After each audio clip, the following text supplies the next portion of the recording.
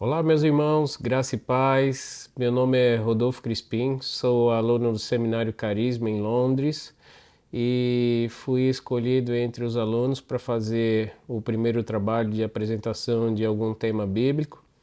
E no dia de hoje, aliás, já há alguns meses eu venho estudando esse tema que me foi designado, que é a parte do Sermão da Montanha, sobretudo as bem-aventuranças. E foi muito difícil para mim, quero confessar, porque eu nunca tinha feito um estudo como esse e me assombrei com a grandiosidade do tema e, sobretudo, pela larga quantidade de material literário, de pregações, de vídeos, e me mostrou mais uma vez como nós somos infantis na fé e no conhecimento da palavra de Deus, que é supremo. Então, pessoal, recebam esse trabalho que eu fiz com muito carinho para vocês e quero continuar fazendo outros trabalhos como esse, porque eu gostei bastante, apesar de ser bastante trabalhoso, e tenho certeza que, que essa sementinha vai encontrar terra fértil no coração de vocês. Bom, quero convidá-los para a gente orar antes de começarmos essa explanação e para que nós demos sequência ao estudo. Bom, a Ti rendo graças, meu Deus, porque o Senhor é bom. Aliás, é muito bom. É tão bom, meu Deus, que permitiu que ora um pecador e ainda pecador pudesse ter a oportunidade de aprender e a estudar a Sua palavra e poder levar a Sua palavra para outras pessoas através de um trabalho como esse. Permita, Senhor, que essa palavra, esse pequeno trabalho, encontre um coração fértil para receber o ensinamento que o Senhor, através de Jesus Cristo, nos trouxe naquele sermão, naquele dia, e não só para a edificação da Sua palavra, meu Deus. Encontre corações arrependidos, corações humildes, corações resilientes, corações que estejam dispostos a aceitar a Sua palavra e verdadeiramente se tornarem bem-aventurados, meu Deus.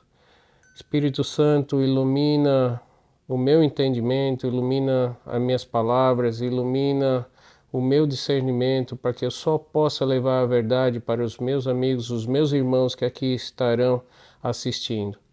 E que essa palavra também chegue de um jeito ou de outro, aqueles que também não assistirem a esse trabalho, mas que sejam tocados e convencidos pelo Espírito Santo da mensagem que Jesus nos trouxe há mais de 2000 anos atrás.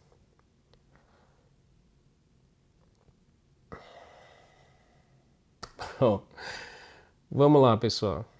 Amém, é claro, né? Bom, mas vamos lá. Esse trabalho, na verdade, eu separei em 5 partes e essas 5 partes têm uma certa lógica e que seriam que vamos começar pela leitura dos textos. Se em algum momento eu estiver olhando para baixo, é porque eu estou olhando meu script aqui para trazer um entendimento de forma mais estruturada e mais didática para aqueles que vão assistir. Então, quero deixar mais ou menos uma contextualização de como vai ser a minha explanação. Ela está dividida em 5 partes, que vão ser a leitura dos textos, né, dos textos principais de Lucas e Mateus, uma contextualização, trazendo elementos da geografia, da política, do momento econômico da região onde aconteceu essa passagem. Obviamente vamos ao principal, que é a interpretação do texto bíblico, principalmente a versão de Mateus, uma conclusão que os próprios textos já nos trazem, e aí um bônus que fica por final. Quem chegar até o final e se interessar de ficar mais alguns poucos minutinhos lá, vai ter um material adicional que eu julgo que é legal também. Bom, então, fazendo uma breve introdução, as bem-aventuranças foram relatados em 2 livros, né? Basicamente Mateus e Lucas. Obviamente que as bem-aventuranças são citados em vários livros, em várias passagens da Bíblia, né? Mas especificamente como esse sermão, em dois livros que foram Mateus e Lucas. E faz parte de um conjunto de ensinamentos que Jesus fez logo após ter escolhido os seus 12 apóstolos, né, entre os seus discípulos. Esses ensinamentos são reconhecidos, na verdade é um conjunto de 7 ensinamentos que é reconhecido como o Sermão da Montanha, mas nós vamos pegar o que supostamente foi a primeira parte, que são as bem-aventuranças. E vou usar basicamente a versão NVT, apesar de eu gostar de outras, mas eu acho que nessa situação a NVT ficou mais consistente para evitar alguns erros de interpretação com um fácil entendimento.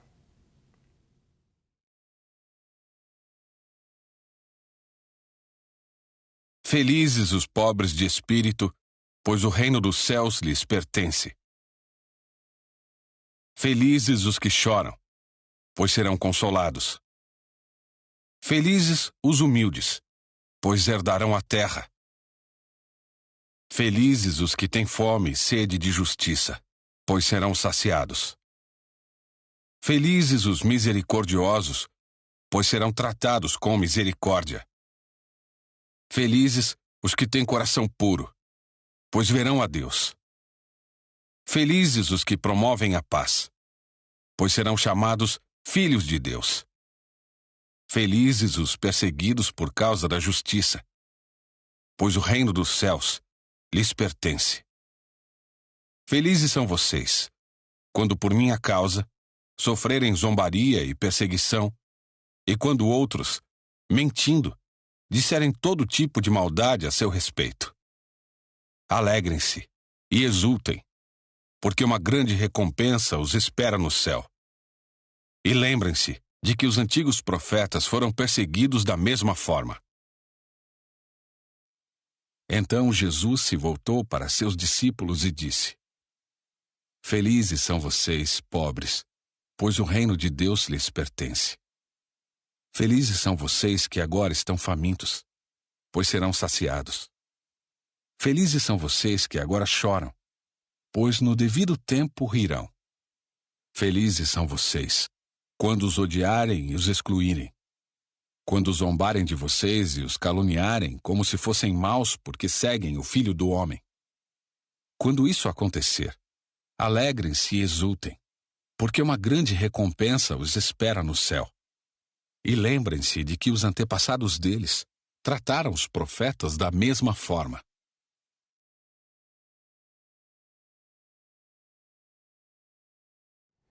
Bem, é fato que os dois livros têm uma semelhança muito grande, né? O texto de Mateus talvez um pouco mais bem estruturado do que o texto de Lucas, mas é evidente que Jesus, nós sabemos que Jesus, e há vários relatos de que ele ensinou as mesmas coisas, talvez com pequenas variações em várias situações diferentes. Então, talvez Mateus tenha levado esse relato de uma forma mais sistêmica e Lucas tenha feito isso de uma forma mais estratégica, mais genérica, ou talvez tentando buscar uma melhor posição no seu relato, no seu livro, de onde enquadrar esse sermão. Deixa eu consultar aqui um pouco mais do meu script. É verdade que o Sermão do Monte, ou Sermão da Montanha, relatado por Mateus, ele é um conjunto de mais outros 6, fora as bem-aventuranças, de mais outros 6 ensinamentos que vão do versículo 13 ao 48 no capítulo 5. Então, caso você tenha interesse e curiosidade, por favor, siga lendo o restante desse capítulo 5 de Mateus, que ele é realmente fantástico. Já Lucas, ele coloca algumas poucas alterações, mas mantendo o mesmo sentido. E enquanto Mateus coloca apenas quais seriam as boas aventuranças, Lucas também na sequência do capítulo coloca também as consequências por não ser um bem-aventurado. Então é importante que, caso interesse também, continue lendo Lucas 6, do versículo 24 ao 26. Então vamos para a contextualização. Bom, os próprios discípulos relatam em seus livros, Mateus e Lucas, o contexto do que foi aquele momento, aquela situação em que Jesus desce do monte, né? E momentos antes, ou não sabemos precisar se dias, semanas ou meses antes, aconteceram determinadas passagens que levaram, que culminaram nesse evento, né? Eu selecionei 3 delas. Mateus 4, de 12 a 17, que cita inclusive a profecia de Isaías. Depois Mateus 4, 23 a 25, que fala de Jesus curando a multidão, né? Que veio para ser curada e conhecê-lo e absorver o seu conhecimento, os seus ensinamentos. E também tem Lucas 6, de 12 a 19, que traz uma contextualização mais imediata ali, logo momentos antes talvez no mesmo dia, mesma noite, ou da noite para o dia, do que aconteceu antes desse ensinamento das bem-aventuranças. Então, vamos lá, vamos escutar. Quando Jesus soube que João havia sido preso, voltou a Galiléia. Saindo de Nazaré, mudou-se para Cafarnaum, junto ao mar da Galiléia, na região de Zebulon e Naftali. Cumpriu-se desse modo o que foi dito por meio do profeta Isaías. Na terra de Zebulon e Naftali, junto ao mar além do rio Jordão na Galiléia, onde vivem tantos gentios, o povo que vivia na escuridão viu uma grande luz. E sobre os que viviam na terra onde a morte lança sua sombra, uma luz brilhou. A partir de então, Jesus começou a anunciar sua mensagem. Arrependam-se, pois o reino dos céus está próximo. Jesus viajou por toda a região da Galiléia, ensinando nas sinagogas, anunciando as boas novas do reino e curando as pessoas de todo tipo de doenças. As notícias a seu respeito se espalharam até a Síria, e logo o povo começou a lhe trazer todos que estavam enfermos. Qualquer que fosse a enfermidade ou dor, quer estivessem possuídos por demônio, quer sofressem de convulsões, quer fossem paralíticos, Jesus os curava. Grandes multidões o seguiam, gente da Galiléia, das 10 cidades, de Jerusalém, de toda a Judéia e da região a leste do Rio Jordão. Certo dia, pouco depois, Jesus subiu a um monte para orar e passou a noite orando a Deus. Quando amanheceu, reuniu seus discípulos e escolheu 12 para serem apóstolos. Estes são seus nomes: Simão, a quem ele chamou Pedro; André, irmão de Pedro; Tiago, João, Filipe, Bartolomeu, Mateus, Tomé, Tiago, filho de Alfeu, Simão, apelidado de Zelote, Judas, filho de Tiago, Judas Iscariotes, que se tornou traidor. Quando Jesus e os discípulos desceram do monte, pararam numa região plana e ampla. Havia ali muitos de seus seguidores e uma grande multidão vinda de todas as partes da Judéia, de Jerusalém e de lugares distantes ao norte, como o litoral de Tiro e Sidom. Tinham vindo para ouvi-lo e para ser curados de suas enfermidades, e os que eram atormentados por espíritos impuros eram curados. Todos procuravam tocar em Jesus, pois dele saía poder e ele curava a todos. Bom, vamos a os textos acessórios têm bastante riqueza de detalhe, mas aqui tem alguns pontos que eu gostaria de chamar a atenção. Alguns pontos em que os textos bíblicos eles chamam a atenção para a questão espiritual, obviamente, mas o contexto político, econômico, social da região da Galileia e do Mar da Galileia eram um contexto, obviamente, sobre o olhar do ser humano, né, de nós pecadores. Então vale a pena fazer um paralelo e mostrar que as Escrituras refletem essa situação com esse momento com grande clareza para nós, né? Então vou consultar aqui meu script e em algum momento eu vou ler e vou comentando, né? A Galileia.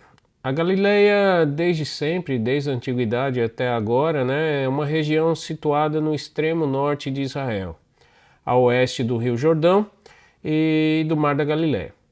A Galileia tem aproximadamente 97 quilômetros de comprimento e 48 quilômetros de largura. Se vocês forem prestar atenção nessas medidas, não é uma região muito grande, né? Na antiguidade, nela se situavam as melhores terras e as cidades mais movimentadas de Israel. Presta atenção nesse aspecto porque ele vai fazer muito sentido daqui a pouco. Onde ficavam as melhores terras e as cidades mais movimentadas de Israel. Passavam pela Galileia importantes estradas que levavam a Damasco, Damasco no norte, e ao Egito, obviamente no extremo sul de Israel, e também levava ao leste de Israel. Seu excelente clima e solo fértil produziam grandes colheitas de azeitona, trigo, cevada e uva. Ou seja, é evidente que era uma região próspera, é evidente que era uma região, um centro, né? Porque aqueles que vinham do norte para o sul obrigatoriamente passavam por lá, e os que vinham também do sul, do Egito para o norte, obrigatoriamente também passavam por lá. Como haviam grandes colheitas ou grandes plantações ou plantações férteis, terras férteis ou plantações férteis na região, obviamente existia um comércio muito forte. E o Mar da Galileia contribuía para tudo isso também, né? O Mar da Galileia, situado ao norte de Israel, na região da Galileia, também era conhecido como Mar de Quinerete na época antiga, no Velho Testamento, e logo depois Lago de Genezaré ou Lago de Tiberíades no Novo Testamento. Tiberíades é uma cidade ao norte do lago, muito próspera também. O mar tem uma forma de pera, que mede 20 km de comprimento, e a sua maior largura são 12 km de comprimento, né? E aqui tem um dado bem curioso. Ele está a 207 metros abaixo do nível do mar, que faz o ar ao redor ser um ar quente e que muitas vezes essa transição do ar quente ao ar gelado que vem nas montanhas, criam severas tempestades que a gente conhece, que existe outra passagem de Jesus no barco com os seus apóstolos ou com alguns dos seus discípulos, aquela passagem, né? Então, a pesca no Mar da Galileia proporcionava um excelente comércio de exportação e era uma ótima fonte de riqueza. Mais uma vez demonstra que não só a terra como a água também era próspera, né? Dava riqueza ao povo. E isso fazia com que o povo se enchesse de si próprio, né? Mais à frente a gente vai ver que exatamente na interpretação do texto isso vai ser uma informação fundamental e importante para nós, um contexto importante para nós fazermos um cruzamento de informações. Porque exatamente quando o ser humano tem uma prosperidade além do normal, a sua região ou a sua localidade, ele se enche de si mesmo e começa a crer que tudo aquilo foi fruto da sua capacidade, que tudo aquilo foi fruto do seu trabalho, do seu suor. E quando ele faz isso, ele se enche de si mesmo e se esvazia do mais importante, que é do Espírito Santo e da obra e graça do nosso Senhor. Então é muito importante prestar atenção que no texto fala que aquela região era uma região escura, uma região de muitos gentios, exatamente por isso, que eram pessoas vazias do Espírito Santo e eram cheias de si mesmo por conta da prosperidade e da riqueza daquela região. Então Jesus veio para ser a luz, né? Como a Galileia era um local de passagem obrigatória para quem ia do norte para o sul e vice-versa, como sendo um local de forte comércio, era natural que o fluxo de pessoas era grande nessa região e essas formiguinhas levavam, né, a todos os lados as notícias sobre Jesus e os seus milagres que se espalhavam por todo Israel. E por isso multidões seguiam de todos os lados para Galiléia para conhecer e receber os seus ensinamentos e mais do que isso, os milagres também, né? Após, bom, observe que em determinado momento vinham pessoas de distâncias muito grandes, né? Como lá de Tiro, do norte do litoral, e outras que vinham lá do sul de Jerusalém, que estavam a 100 e poucos quilômetros de distância, e vinham. Naquela época não existia outro tipo de transporte a não ser animais ou até mesmo a pé, né? Então, se não fossem notícias muito boas, o povo não estaria se deslocando em multidões para presenciar a obra de Deus através de Jesus Cristo naquela região e, aliás, no nosso mundo, no nosso planeta, né? Após passar a noite toda orando, vamos avançar um pouco mais nesse contexto. Após passar a noite toda orando, Jesus acaba de escolher os seus 12 apóstolos entre os seus discípulos, né? Não se sabe quanto, mas eram muitos, ou pelo menos eu não sei quantos eram, mas se sabe que eram muitos discípulos, aqueles que estavam mais próximos de Jesus, acompanhando ele nas caminhadas. Mas ali ele havia escolhido os seus 12 principais, né? Daí juntos vão a um lugar plano na montanha, e é de imaginar que a essa altura Jesus esteja muito cansado, porque na noite anterior ele tinha passado a noite orando no topo do monte, né? Mas multidões chegavam, algumas pessoas de lugares tão distantes como a Judéia e Jerusalém, e outros vinham de Tiro e Sidom, lá no litoral, no mar, né, ao norte, e vinham para ouvir Jesus e serem curados de suas doenças físicas, né? Até mesmo pessoas afligidas por demônios, e o local ficava próximo ao mar da Galileia, provavelmente perto de Cafarnaum. E justamente as pessoas vinham para receber basicamente aquela obra dos milagres, né, que era a cura dos enfermos, a libertação dos endemoniados e tudo mais. Mas o que Jesus quis nos ensinar com esse conjunto de sermões é que a gente precisa muito mais do que só a cura física. Nós precisávamos e precisamos até hoje da cura espiritual também. Em algum momento nos textos nós vimos atrás um key point, um ponto-chave. Ponto-chave que eu não vou falar agora, eu vou deixar para daqui a pouco, mas vocês já devem ter percebido. Então, quando Jesus desce do monte, né, os doentes se aproximam para tocá-lo e ele curava todos com um simples toque, né? Não que Jesus tocava a todos, mas até as pessoas que tocavam a ele se curavam, né? Depois parece que Jesus sobe a um ponto mais alto da montanha. Ali se senta e começa a ensinar a multidão. Obviamente que aquele ensinamento não atingiria a multidão toda, né? Exceto se o Espírito Santo naquele momento fez uma obra e atingiu ao coração de todos que estavam ali. É possível crer que aquele ensinamento deveria alcançar as pessoas que estavam mais próximas dele, e nessa situação podemos acreditar que eram aqueles discípulos que estavam mais próximos e os seus 12 apóstolos, né? E o cenário é um dos mais memoráveis da história. Fiquem até o bônus, porque eu vou compartilhar algumas coisas com vocês.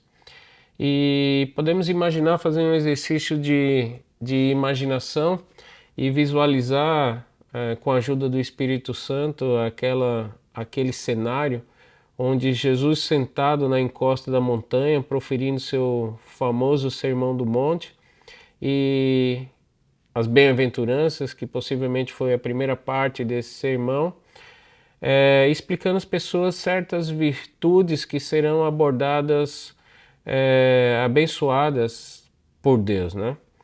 Em vez de concentrar na sabedoria ou na força humana, Jesus abençoou aqueles que sofrem e são desprezados por amor de Deus. Aqueles que amam Jesus sofrerão, mas no fim serão compensados conforme os textos indicam, né? Então, essa contextualização demonstra a grandeza daquele momento, a grandeza daquele cenário, a importância daquele cenário na vida de nós cristãos.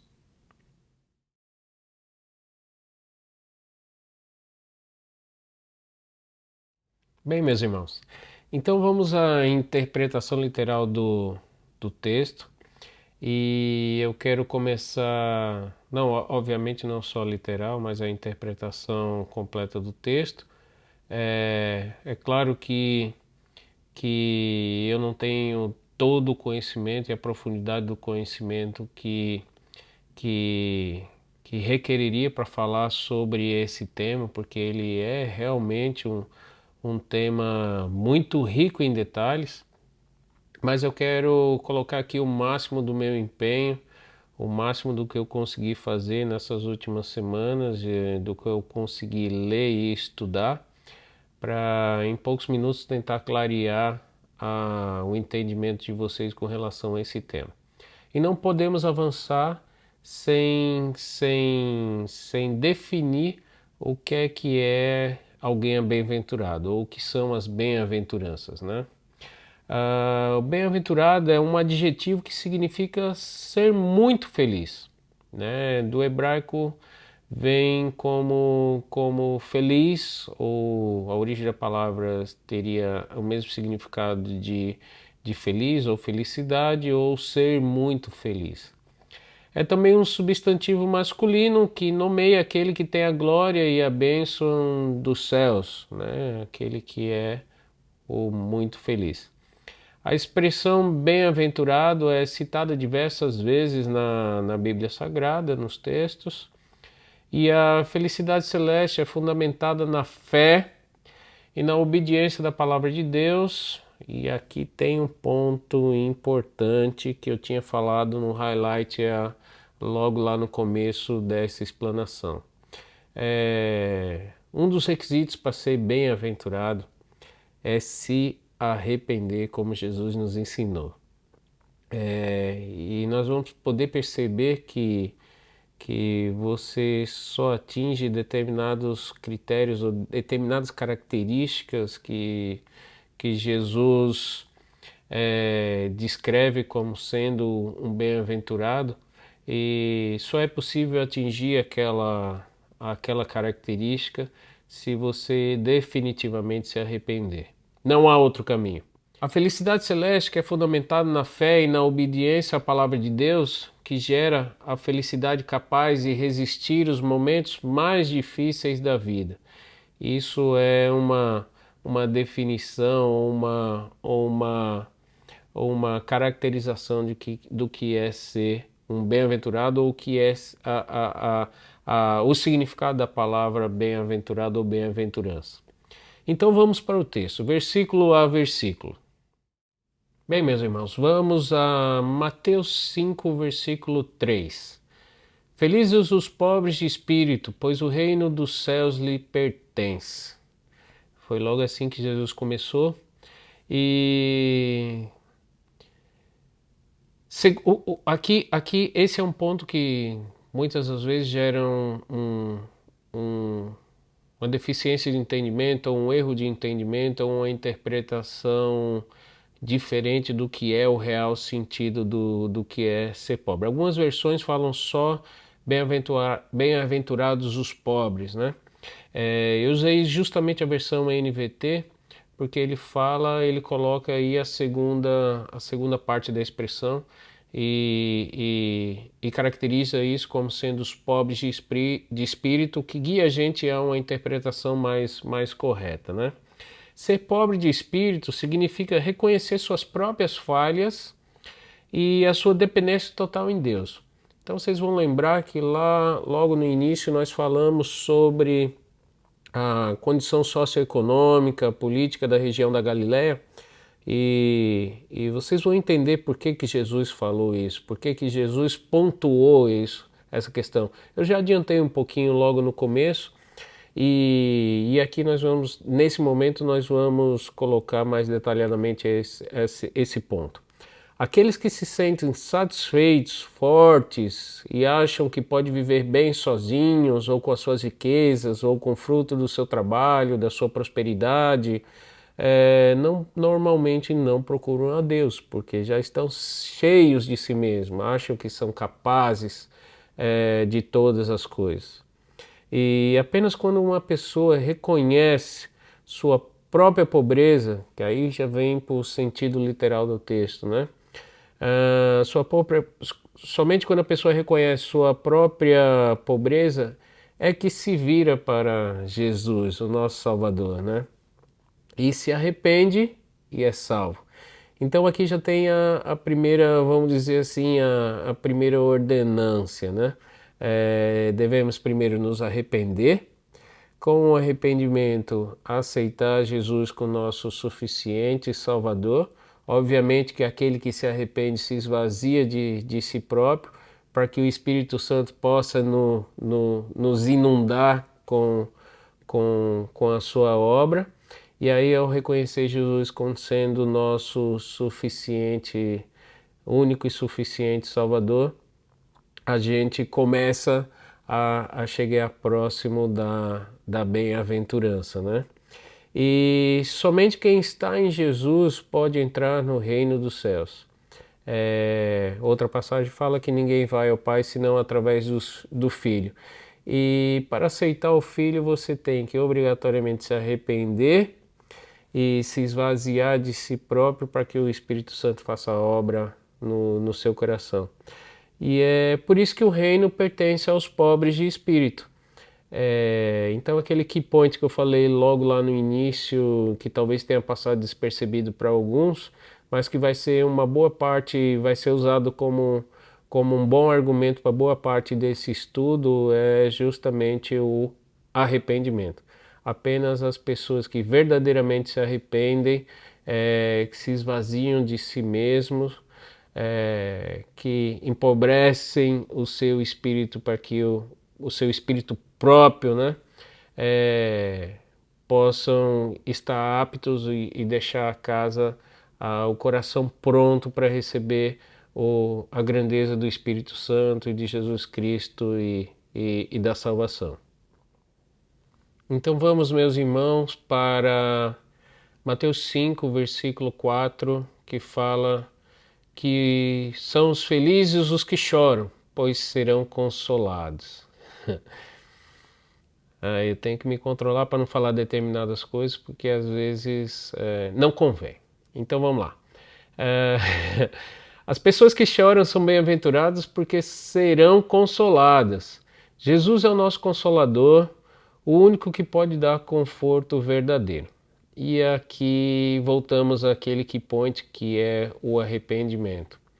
E o choro, na verdade, é uma das evidências do arrependimento, né?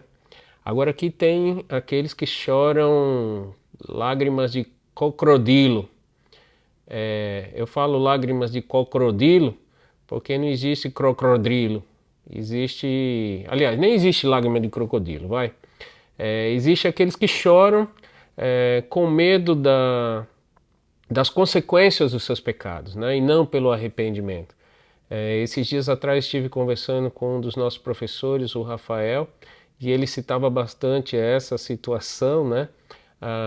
Algumas passagens que ele presenciou e que de verdade eram lágrimas que estavam embasadas no medo das consequências, né? E não verdadeiramente lágrimas que foram geradas pelo arrependimento.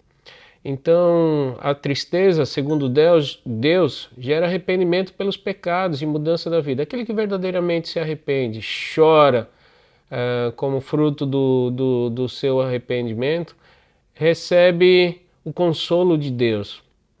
E recebendo o consolo de Deus, e ele tendo o seu atributo não incomunicável, que é o atributo de checar o nosso coração, ele sabe se verdadeiramente esse choro é de arrependimento.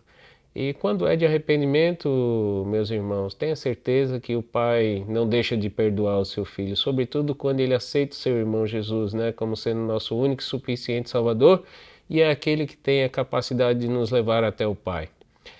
Então, toda tristeza que vem do sofrimento e da injustiça será consolada por Deus quando os salvos chegarem ao céu. Tremendo, né, meus irmãos? Temos que aprender a chorar também, meus irmãos. Primeiro a se arrepender, depois a chorar o choro verdadeiro do arrependimento. Vamos para o próximo. E vamos para Mateus 5, versículo 5. Felizes os humildes, pois herdarão a terra prometida. Tudo tá muito conectado. Tudo está muito conectado. Porque exatamente para que você seja humilde, você tem que se esvaziar de si mesmo.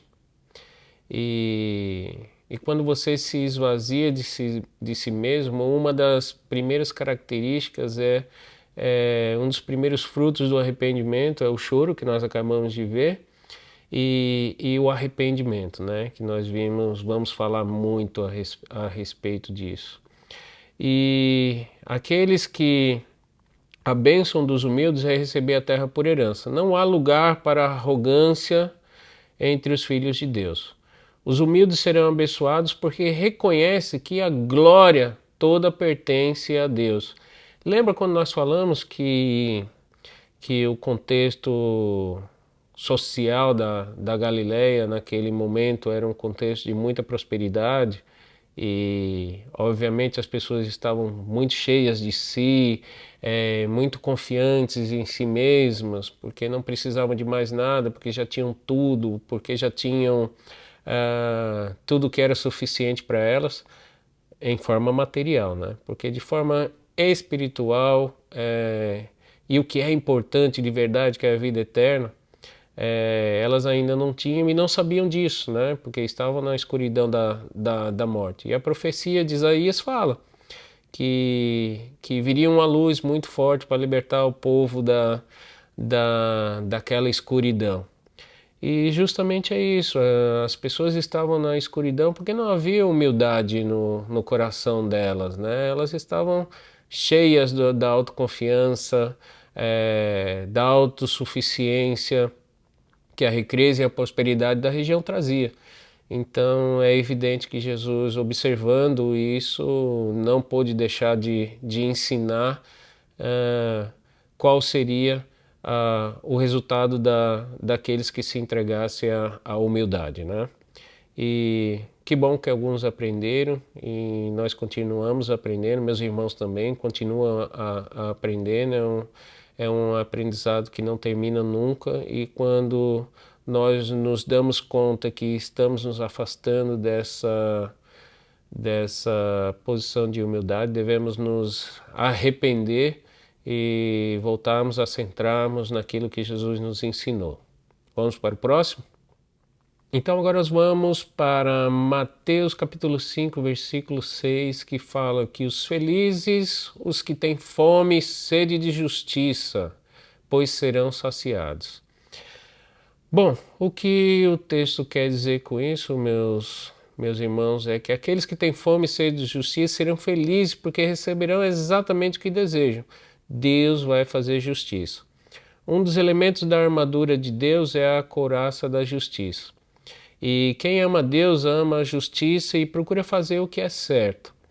E se nós procurássemos seguir apenas os dois principais mandamentos da lei de Deus, que é amar a teu Deus, teu único Deus, sobre todas as coisas, e a amar ao próximo como a ti mesmo, seria impossível nós sermos pessoas não justas, porque aquele que ama teu único Deus como seu único suficiente Salvador, acima de todas as coisas, e, e também ama seu próximo, ele é incapaz de cometer a injustiça com qualquer um, né? Então acho que a base para aquele que ama a justiça é justamente cumprir esses dois mandamentos básicos, né?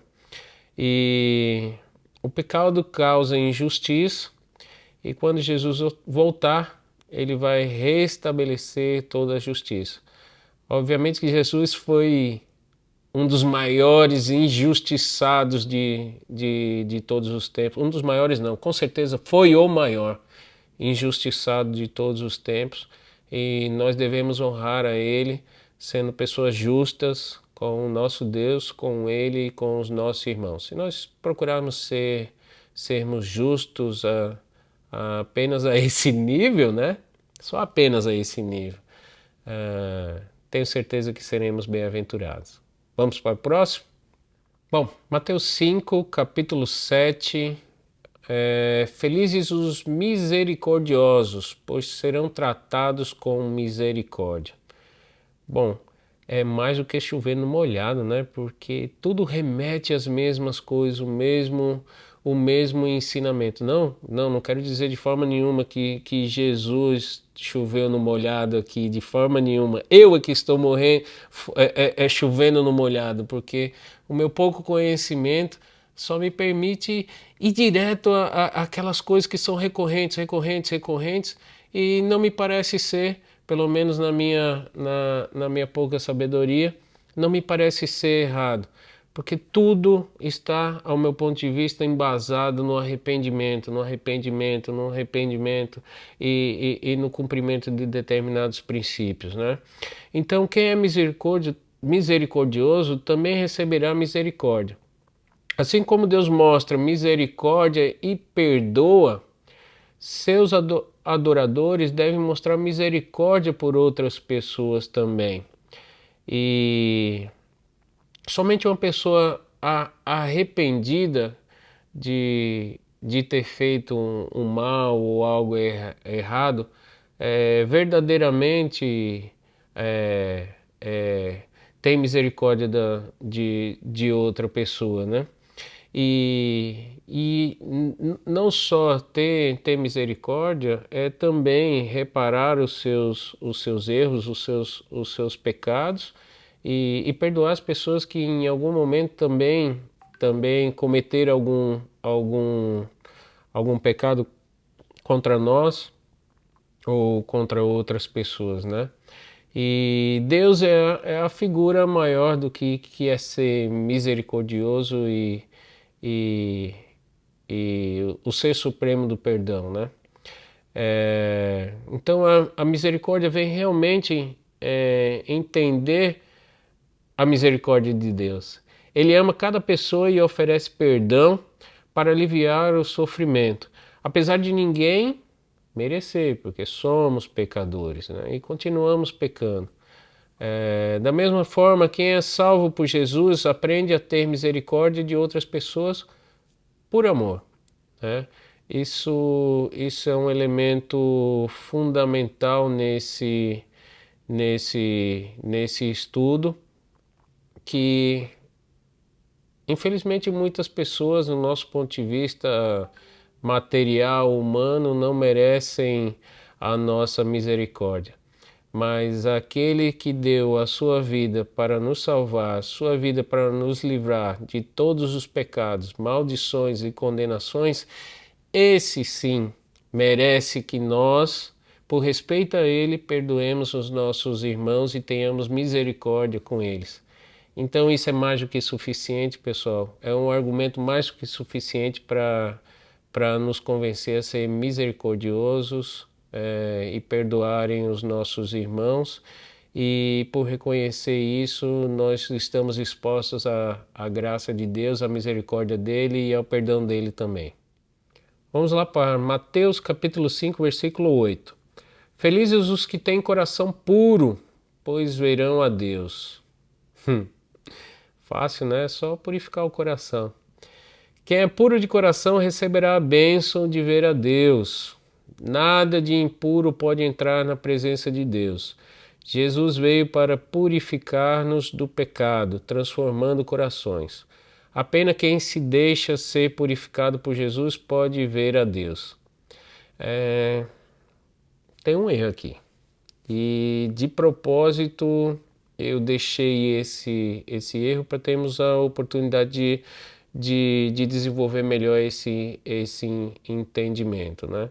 A gente coloca muito a responsabilidade de purificar o nosso coração no Espírito Santo, purifica meu coração, Espírito Santo faz uma obra na nossa vida. Claro que o Espírito Santo e Deus pode fazer o que eles quiserem, eles são onipotentes, onipresentes e oniscientes. Mas um coração que não está arrependido não tem como ser purificado. Não tem como receber o perdão sem o arrependimento. É chover no molhado, né? Não é que Deus esteja chovendo no molhado, mais uma vez eu digo, sou eu que estou fugindo pela minha insignificância de conhecimento, sou eu que estou chovendo no molhado, mas me parece ser a linha de raciocínio básico se você quer ser um bem-aventurado. Aliás, eu quero ser também um bem-aventurado. Então, de todos os elementos que eu avalio, que eu busco, que eu li, que eu escutei, não há bem-aventurança se não estiver embasada no arrependimento. E a única forma de você purificar o seu coração é se arrepender, reparar o seu pecado, reparar o dano que você causou a alguém ou a alguma situação e não pecar mais. Aceitar Jesus como sendo o seu único e suficiente Salvador e viver a vida nova depois de ser perdoado. Então, apenas um coração vazio, arrependido, que se esvazia, abre espaço para a pureza.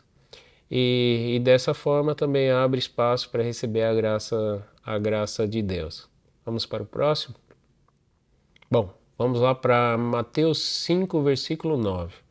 Felizes os que promovem a paz, pois serão chamados filhos de Deus. Momentos tristes que nós estamos vivendo nesse momento, 2022, né? Guerras e mais guerras, guerras de informação, guerras entre nações, guerras entre familiares, guerras entre irmãos, guerras de todos os tipos, de todas as magnitudes, né? É um enfrentamento contínuo um com o outro e a desobediência ao segundo mandamento básico, que é ame ao próximo como a ti mesmo. Então, são 6 coisas que Deus odeia e a 7ª ele abomina. E é exatamente a 7ª coisa que é a pior e que ele a mais abomina de todas elas é justamente a contenda entre os irmãos. Então, meus irmãos, um dos requisitos para ser um bem-aventurado é justamente ser um pacificador, aquele que não gera contenda com o seu irmão e não promove como pedra de tropeço a contenda de um irmão com o outro. Esse é um dos requisitos básicos mais um dos requisitos para ser um bem-aventurado. Vamos para o próximo? Bem, meus irmãos, e agora eu quero ler o 10, o 11 e o 12 juntos, que eles estão basicamente no mesmo contexto, e eu acho que vale a pena nós analisarmos e tomarmos a nossa conclusão a partir da leitura dos 3. Então vamos lá, Mateus 5:10. Felizes os perseguidos por causa da justiça, pois o reino dos céus lhe pertence. Felizes são vocês, versículo 11, felizes são vocês quando por minha causa sofrerem zombaria e perseguição, mais uma vez a perseguição, né? E quando outros, mentindo, disserem todo tipo de maldade a seu respeito. E lá o 12, alegrem-se e exultem, porque uma grande recompensa os espera no céu. Lembre-se de que os antigos profetas também foram perseguidos da mesma forma. Meus irmãos, vou chover no molhado mais uma vez, né? Todos sabem que o mundo jaz no maligno, né? E todos aqueles que rendem homenagem ao nosso Deus, obviamente são considerados pessoas que não são bem-vindas nesse mundo que jaz no maligno, né?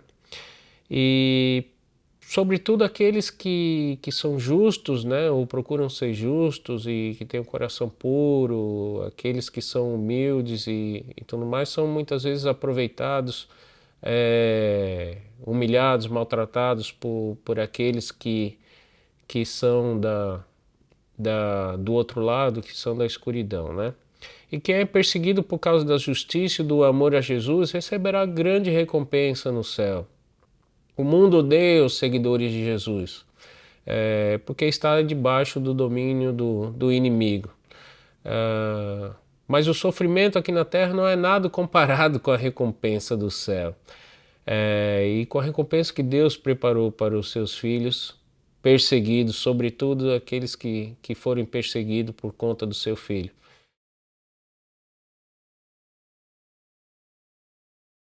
Então, meus irmãos, quando lá no início nós falamos na contextualização que a Galiléia daquele momento, o Mar da Galiléia, ou aquela região toda da Judéia, eram regiões prósperas e que as pessoas estavam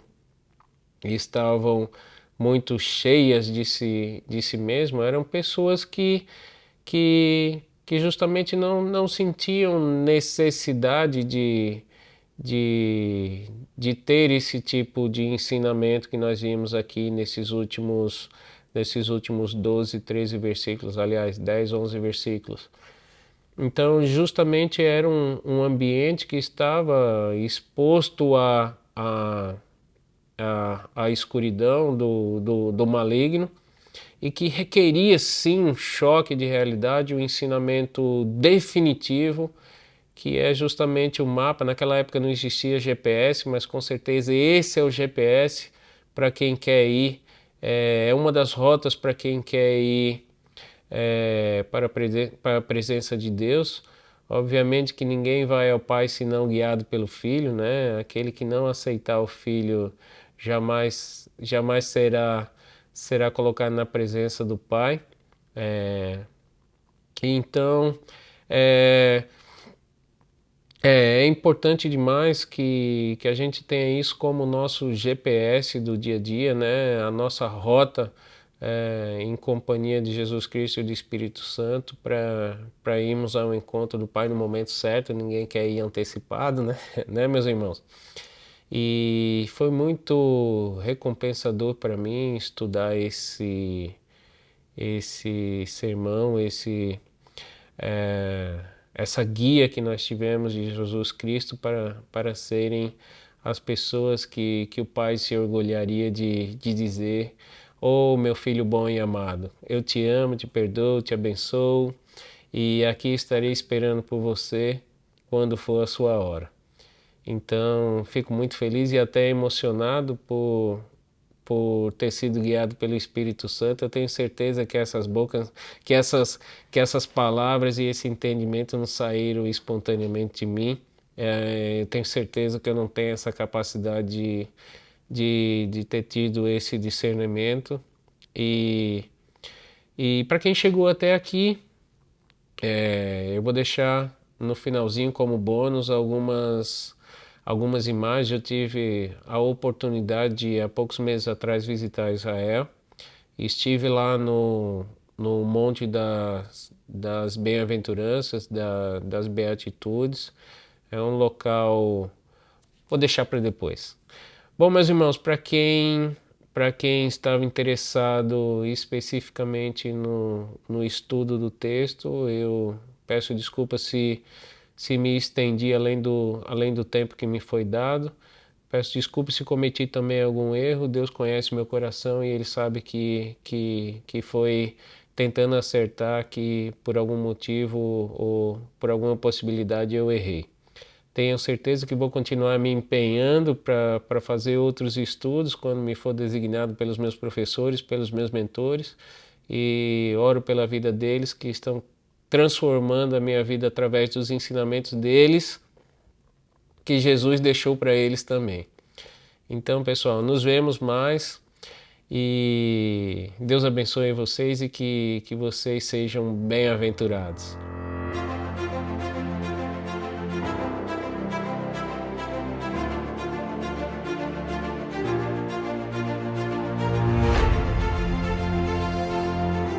Bom, bem, vamos seguindo para a etapa final do vídeo, né? É a etapa do bônus.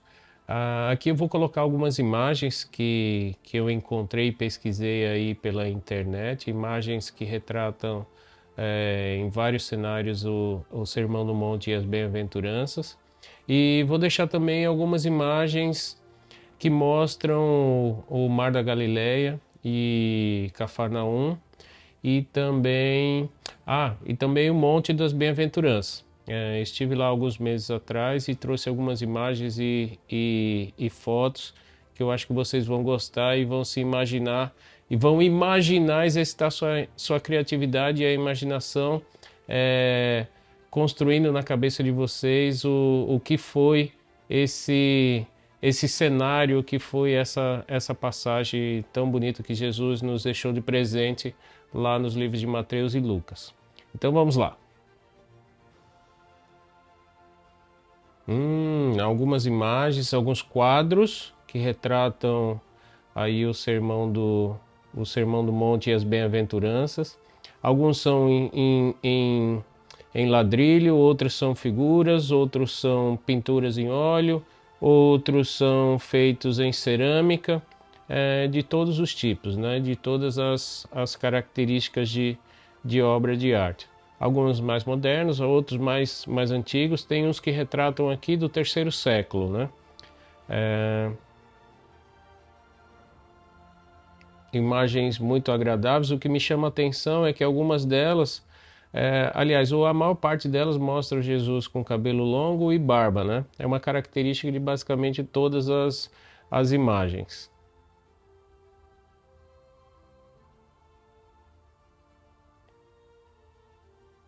Mostra também multidão, né? Que nós conseguimos entender que havia uma multidão muito grande, não se fala o número, mas uma multidão muito grande. Bom, agora vamos para as imagens, né? As imagens reais lá do local. Bom, aqui nós estamos vendo as imagens do Mar da Galileia. É fantástico, nós estivemos em um barco navegando pelo Mar da Galileia e ao fundo vocês conseguem ver o que é a geografia do local. Basicamente são montes, né? Nada muito alto, nem pelo menos nessa visão. A água muito calma, o dia estava muito bonito. É até difícil acreditar que pode haver tempestades e ondas nesse local, né? Mas sim, acontece por questões da meteorologia também, né? Dá para imaginar multidões chegando de todos os lados, do norte e do sul, para conhecer Jesus e serem curadas, né, das suas mazelas físicas, né, e serem libertas da escravidão espiritual. E em algum momento a gente vai ver aqui pescadores, né, pescando no Mar da Galileia. E aqui já chegamos no Parque das Bem-aventuranças. É o local onde supostamente ocorreu essa passagem.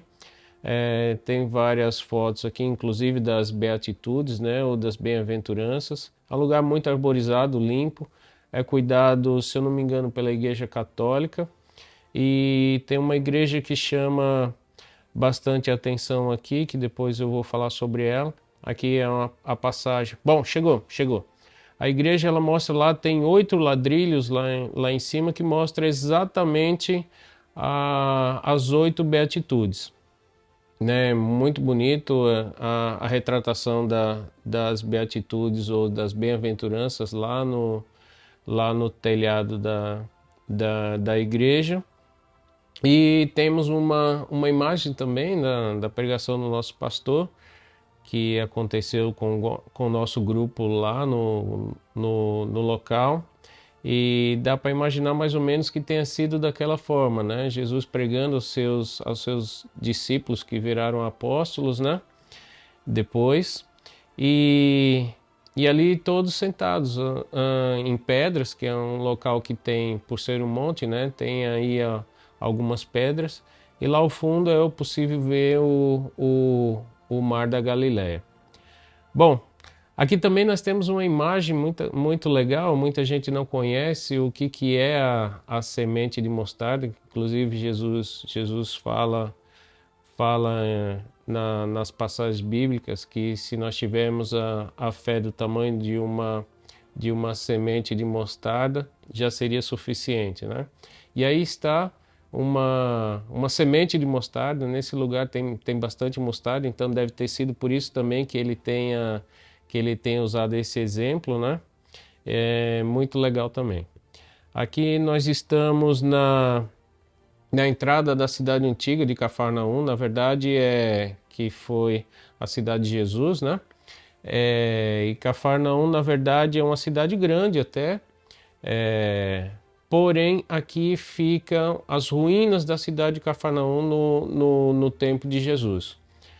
Então deixa eu me colocar algumas imagens aqui para nós vermos, algumas colunas que tem aí, algumas são da época, outras construídas depois já quando os romanos chegaram, né? E aí escavações que viraram sítios arqueológicos que vários historiadores e arqueólogos escavaram aí ao longo desses vários séculos.